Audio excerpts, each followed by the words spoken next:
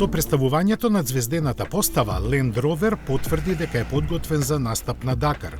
Должноста да ја брани честа на британската легенда ќе ја има 14-кратниот победник на големата рели авантура Стефан Петер Хансел, заедно со талентираниот литванец Рокас Бациушка.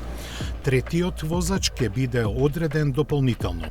Учествувајќи годинава со 20 на придружни возила наменети за официјалните лица, британскиот производител покажа дека има искуство и знаење да се справи со условите на најисцрпувачкото рели во светот.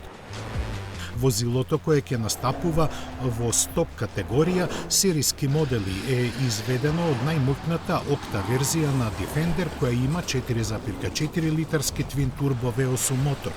Техничките детали и обемот на преработките на неговата робусна алуминиумска архитектура не се објавени, а новоформираниот тим ќе се надпреварува и на другите слични трки ширум планетава.